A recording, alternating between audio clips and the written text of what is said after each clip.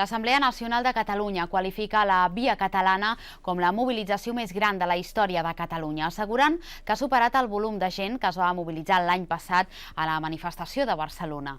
Des del Departament d'Interior de la Generalitat xifren en un mínim d'1.600.000 persones les participants a la cadena humana.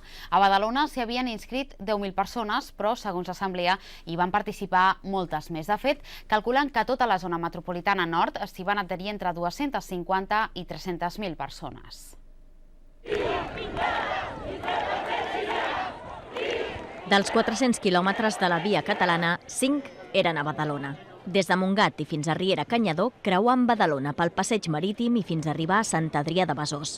Els organitzadors asseguren que la participació a la ciutat ha estat més gran del que esperaven. Al principi pensaven que ens hauria de costar d'omplir els trams, perquè eren 5.400 persones, i de fet va ser la primera ciutat de Catalunya d'omplir-se tot. A partir de les 4 de la tarda, tots els participants a la cadena humana es van anar ubicant al seu lloc per poder-se donar les mans a les 17 hores i 14 minuts. Molts hi van assistir, amb amics i familiars. Hem vingut aquí amb tota la colla d'amics de Badalona i també amb una part gran de la família per donar recolzament a això que fa la població catalana.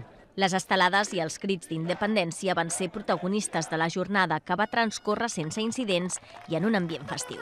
És una festa, que és per nosaltres ha de ser una celebració, però també ha de tenir el seu caire reivindicatiu i sobretot pel dret a decidir. A nivell polític, el president del grup municipal de Convergència i Unió va decidir participar també a la Via Catalana. Avui és un dia d'emocions compartides, d'orgull i de saber que la política no està per sobre d'aquest procés, sinó que és el poble, és la societat, és la gent, és cada un de nosaltres el que estem en aquests moments construint aquest futur que volem millor pel nostre país, aquest futur lliure. D'altra banda, una de les particularitats d'aquesta cadena humana al seu pas per Badalona va ser l'anomenat Tram Progrés, que va encerclar l'Escola Progrés i l'Institut La Llauna, una iniciativa de l'Assemblea de Badalona per mostrar el seu rebuig a les retallades. Hi haurà una protesta per el tema de les retallades a l'escola i en general. Hi ha diverses entitats que s'han ajuntat per encerclar el centre de la Llauna i el centre Progrés. S'ha de poder decidir el futur com a nació i el futur també com volem que sigui aquesta nació. Quines han de ser les prioritats, quin ha de ser el valor que se li donen als serveis públics i quin és el model de societat que volem. Els participants d'aquesta Via Catalana, al seu pas per Badalona,